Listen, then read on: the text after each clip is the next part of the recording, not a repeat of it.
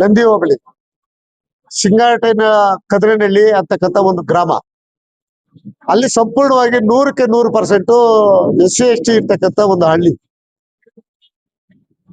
ಸುಮಾರು 1972-73 ಇಸ್ವಿಯಲ್ಲಿ survey number 67ರಲ್ಲಿ 600-700 ಎಕರೆ ಜಮೀನು ಸರ್ಕಾರಿ ಗೋಮಾಳ ಜಮೀನು ಇರ್ತದೆ. ಆ ಗೋಮಾಳ ಜಮೀನಲ್ಲಿ ಅಲ್ಲಿರ್ತಕ್ಕಂಥ SC STಗೆ ಸುಮಾರು ಒಂದು 200-250 ಎಕರೆವರೆಗೂ ಕೂಡ ಸುತ್ತಮುತ್ತಲು ಇರ್ತಕ್ಕಂಥವ್ರಿಗೆ, ಹಳ್ಳಿಯವ್ರಿಗೆಲ್ಲ ಕೂಡ ಮಂಜೂರಾಗ್ತದೆ. ಸಾಗುವಳಿ ಚೀಟಿನೂ ಕೊಡ್ತಾರೆ, ಪಾಣಿ ಬರ್ತದೆ, ಮುಟೇಶನ್ ಬರ್ತದೆ, ಸ್ಕೆಚ್ ಬರ್ತದೆ.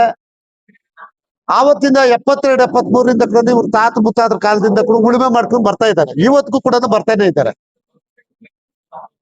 ಆವತ್ತಿಂದ ಕೂಡ ಅರಣ್ಯ ಇಲಾಖೆ ಅವರು ನಮ್ಮ ಭೂಮಿ ಅಂತ ಯಾವತ್ತೂ ಕೂಡ ಹೇಳಿಲ್ಲ. ಏಕಾಏಕಿ 2-3 ವರ್ಷದಿಂದ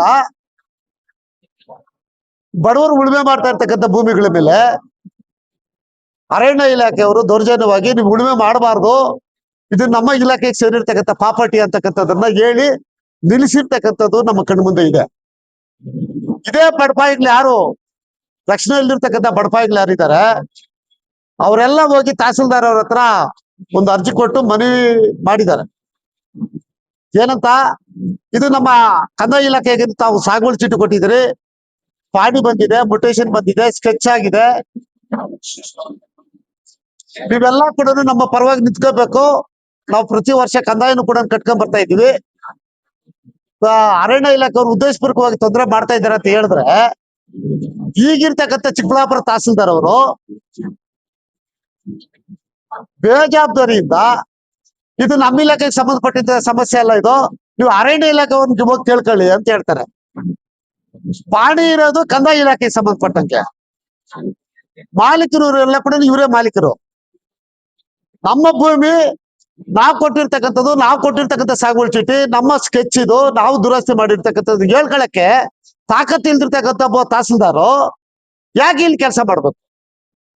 ಬಡವರಾಗಿ ನಿಂತ್ಕೊಂಡು ಅವ್ರು ಬಡವರ ಧ್ವನಿಯಾಗಿ ನಿಂತ್ಕೊಳ್ಳಕ್ ಆಗದೆ ಇರ್ತಕ್ಕಂಥವ್ರು ಇಲ್ಲಿ ಯಾಕೆ ಕೆಲಸ ಮಾಡ್ಬೇಕು?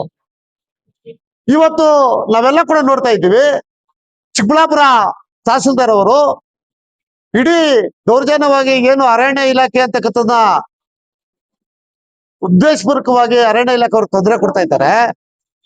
ಅವ್ರನ್ನ ವಾದ ಮಾಡ್ಬೇಕಾಗಿತ್ತಂತವ್ರು, ಅವ್ರಿಗೆ ಹೇಳ್ಬೇಕಾಗಿತ್ತಂಥದ್ದು ಇಲ್ಲಿನ ಸ್ಥಳೀಯ ತಹಸೀಲ್ದಾರ್ ಅವರು ಕೂಡ. ಆದ್ರೆ ಇವ್ರು ಯಾರು ಕೂಡ ಸಪೋರ್ಟ್ ಮಾಡದೇ ಇರೋದ್ರಿಂದನೇ ಇವತ್ತು ಅರಣ್ಯ ಇಲಾಖೆ ಅವರು SC ST ಮೇಲೆ ಉದ್ದೇಶಪೂರ್ವಕವಾಗಿ ದೌರ್ಜನ್ಯ ಮಾಡೋ ಮುಖಾಂತರ ಅವ್ರ ತೊಂದರೆ ಕೊಡಕ್ಕೆ ಪ್ರಾರಂಭ ಮಾಡಿದ್ದಾರೆ. ನಾವು ಪಾಂಪ್ಲೆಟ್ ಅಲ್ಲಿ ಕೂಡ ಮೆನ್ಷನ್ ಮಾಡಿದ್ವಿ. ಇವತ್ತು SC ST ಪರವಾಗಿರ್ತಕ್ಕಂಥ SC ST ದೌರ್ಜನ್ಯ ಕಾಯ್ದೆ ಆಕ್ಟ್ ಏನಿದೆಯೋ, ಯಾರು ಅವ್ರಿಗೆ ಸರ್ವೆ ನಂಬರು ಕೂಡ ಇಲ್ಲ, ಅವರಲ್ಲಿ ಅದ್ರ ಮಂಜೂರಾಗಿರ್ತಕ್ಕಂಥ ಭೂಮಿನೂ ಅಲ್ಲ. ಇವ್ರು ಬಡವರು ಆವತ್ತಿಂದ ಕೂಡ ಇವತ್ತುವರೆಗೂ ಕೂಡ ಉಳುಮೆ ಮಾಡ್ಕೊಂಡೇ ಬರ್ತಾ ಇದ್ದಾರೆ. ಉದ್ದೇಶಪೂರ್ವಕವಾಗಿ ತೊಂದರೆ ಕೊಡ್ತಾ ಇರ್ತಕ್ಕಂಥ ಅರಣ್ಯ ಇಲಾಖೆ ಅವ್ರ ಮೇಲೆ ಆ ಕಾಯ್ದೆಯನ್ನ ಬಳಸಿ ಅವ್ರ ಮೇಲೆ ಯಾಕೆ ಅಟ್ರಾಸಿಟಿ ಕೇಸ್ ಹಾಕ್ಬಾರ್ದು ನಮ್ಮ ಪ್ರಶ್ನೆ ಇದೇನೆ. ಆಮೇಲೆ ಯಾವುದೇ ಕಾರಣಕ್ಕೂ ಕೂಡ ಈ ಭೂಮಿಗಳಿಗೆ ಉಳುಮೆ ಮಾಡಕ್ ಹೋದಾಗ ಅರಣ್ಯ ಇಲಾಖೆ ಅವರು ತೊಂದರೆ ಮಾಡಬಾರ್ದು ಅಂತಕ್ಕಂಥದ್ದು ಕೂಡ.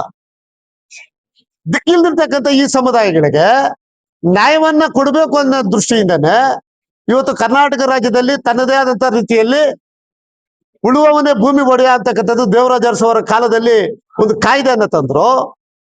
ಇವತ್ತು ಬಡವರಿಗೆಲ್ಲ ಕೂಡ ಅವ್ರಿಗೆ ರಕ್ಷಣೆ ಕೊಡ್ಬೇಕು ಅಂತಕ್ಕಂಥ ಭೂಮಿ ವಿಚಾರ ಆಗಿರ್ಬೋದು, ಅವ್ರಿಗೆ ಮಾನಸಿಕ ವಿಚಾರದಲ್ಲಾಗಿರ್ಬೋದು, ಅಥವಾ ಅವ್ರ ರಕ್ಷಣೆ ವಿಚಾರದಲ್ಲಾಗಿರ್ಬೋದು, ಎಲ್ಲಾ ರಂಗದಲ್ಲೂ ಕೂಡ ತೊಂದರೆ ಕೊಟ್ಟಾಗ ಅವ್ರ ಮೇಲೆ ದೌರ್ಜನ್ಯ ಕಾಯ್ದೆ ಪ್ರಕಾರ ಕೇಸ್ ದಾಖಲು ಮಾಡ್ಬೇಕು ಅಂತಕ್ಕಂಥ ನಿಯಮ ಇದೆ. ಆ ನಿಯಮವನ್ನ ಯಾಕೆ ಇವರು ಪ್ರಯೋಗನ ಮಾಡ್ಲಿಕ್ಕೆ ಸಾಧ್ಯ ಆಗ್ತಾ ಇಲ್ಲ? ಅಂದ್ರೆ ನೀವು ಬಡವರ ಪರವಾಗಿದ್ದೀರಾ ಅಥವಾ ಶ್ರೀಮಂತರ ಪರವಾಗಿದ್ದೀರಾ? ಇದು ದಲಿತರನ್ನ ದಮನ ಮಾಡೋದೇ ಬೇರೆಯವರು ಆಗಿರೋವಾಗ ನೀವು ಕೂಡ ಅದರಲ್ಲಿ ಒಂದು ಭಾಗ ಆಗೋದಾದ್ರೆ ನೀವ್ಯಾಕೆ ಚಿಕ್ಕಬಳ್ಳಾಪುರ ತಾಲೂಕಲ್ಲಿ ಕೆಲಸ ಮಾಡ್ಬೇಕು? ಒಬ್ಬ ಜನಪ್ರತಿನಿಧಿಗಳಾಗಿರ್ತಕ್ಕಂಥವ್ರು ಕೂಡ 5 ವರ್ಷಕ್ಕೊಂದು ಸಾರಿ ಇವ್ರ ಮನೆಗಳ ಹತ್ರ ಹೋಗಿ ಎಲ್ರು ಕೂಡ ಮತವನ್ನ ಕೇಳ್ತಕ್ಕಂಥದ್ದು, ಕೈ ಕಾಲಿಟ್ಕೊಂಡು ಕೇಳ್ಕೊತಿರಲ್ಲ. ಮತ ಕೊಟ್ಟಾದ ಮೇಲೆ ಯಾಕೆ ಇವ್ರಿಗೆ ಮೂಲಭೂತವಾಗಿ ಸಿಗ್ಬೇಕಾಗಿರ್ತಕ್ಕಂಥ ಸರ್ಕಾರದ ಸೌಲಭ್ಯಗಳಿಗೆ ಅವ್ರ ಪರವಾಗಿ ನಿಂತ್ಕೊಳ್ಳಕ್ ನಿಮ್ ಕೈಯಲ್ಲಿ ಸಾಧ್ಯ ಆಗ್ತಾ ಇಲ್ಲ? ಇದು ನಮ್ಮ ಪ್ರಶ್ನೆ. ಇವತ್ತು ನಾವು ಕೇಳ್ತಾ ಇದ್ದೀವಿ, ಈ ಕ್ಷೇತ್ರದಲ್ಲಿ ಓಟ್ ಕೊಟ್ಟಿರ್ತಕ್ಕಂಥದ್ದು ಈ ಕ್ಷೇತ್ರ ಅಭಿವೃದ್ಧಿ ಆಗ್ಲಿ ಅಂತಕ್ಕಂಥ ದೃಷ್ಟಿಯಿಂದ, ಈ ಕ್ಷೇತ್ರದಲ್ಲಿರ್ತಕ್ಕಂಥ ಪ್ರತಿಯೊಬ್ಬ ಮನುಷ್ಯ ಕೂಡ ನೆಮ್ಮದಿಯಿಂದ ಗೌರವದಿಂದ ಬದುಕಬೇಕು ಅನ್ನೋ ದೃಷ್ಟಿಯಿಂದ ಎಲ್ಲ ಕೂಡ ಓಟ್ ಕೊಟ್ಟಿರ್ತಕ್ಕಂಥದ್ದು ಕೂಡ. ಯಾರೋ 10-15 ಜನ ಜೀವನ ಮಾಡ್ಬೇಕು ಅಂತಕ್ಕಂಥ ದೃಷ್ಟಿಯಿಂದ ಅಲ್ಲ. ಈ ಕ್ಷೇತ್ರದಲ್ಲಿ ಎಷ್ಟು ಜನಸಂಖ್ಯೆ ಇದ್ದಾರೆ, ಎಷ್ಟು ಗ್ರಾಮಗಳಿದಾವೆ, ಎಷ್ಟು ಜನ ಇದ್ದಾರೋ ಎಲ್ರಿಗೂ ಕೂಡ ಮೂಲಭೂತವಾಗಿ ಸರ್ಕಾರದ ನಿಯಮ ಭಾವನೆಗಳನ್ನ, ಮೂಲಭೂತ ಹಕ್ಕುಗಳನ್ನ ಕೊಡ್ಬೇಕು ಅಂತಕ್ಕಂಥ ದೃಷ್ಟಿಯಲ್ಲಿ ಕೆಲಸ ಆಗ್ತಾ ಇರ್ತಕ್ಕಂಥದ್ದು. ಅದು ಸಿಗ್ಬೇಕು ಅಂತಕ್ಕಂಥ ದೃಷ್ಟಿಯಲ್ಲಿ ನಾವೆಲ್ಲ ಕೂಡ ಪ್ರಶ್ನೆ ಮಾಡ್ತಾ ಇದ್ವಿ. ಆದ್ರೆ ದುರಂತ ಏನಾಗಿದೆ ಅಂದ್ರೆ ಬಡವರ ಪರವಾಗಿ ಅಧಿಕಾರಿಗಳಿಲ್ಲ, ಸ್ಥಳೀಯವಾಗಿರ್ತಕ್ಕಂಥ ಅಧಿಕಾರಿಗಳು ಉಳ್ಳವರ ಪರವಾಗಿ ಕೆಲಸ ಮಾಡ್ತಾ ಇರೋದ್ರಿಂದ ಇವತ್ತು ನಿಜವಾಗ್ಲೂ ಕೂಡ ನಮ್ಗೆ ನೋವಾಗ್ತಾ ಇದೆ.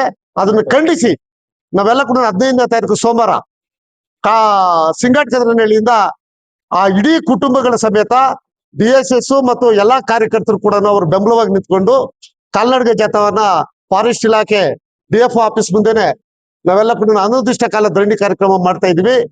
ಅದ್ರ ಉದ್ದೇಶ ಏನಂದ್ರೆ ಆ ಭೂಮಿ ಅವ್ರು ಸಿಗೋವರೆಗೂ ಕೂಡ ನಮ್ಮ ಹೋರಾಟ ಇರ್ತದೆ ಅಂತಕ್ಕಂಥದ್ದು ಕೂಡ ಈ ಸಂದರ್ಭದಲ್ಲಿ ನಿಮ್ಮ ಮುಖಾಂತರ ಹೇಳಲಿಕ್ಕೆ ನಾನು ಬಯಸ್ತಾ ಇದ್ದೀನಿ.